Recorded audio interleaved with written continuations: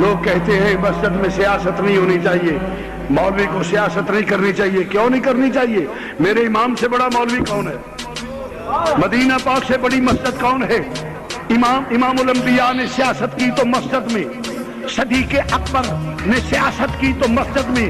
ارے جب تک مسجد سیاست میں رہی، صدیق آیا مسجد میں سیاست رہی، تو عمر آیا مسجد میں سیاست رہی، تو عثمان آیا مسجد میں سیاست رہی، تو علی آیا، یزید اسی وقت آیا جب مسجد سے سیاست نکلی.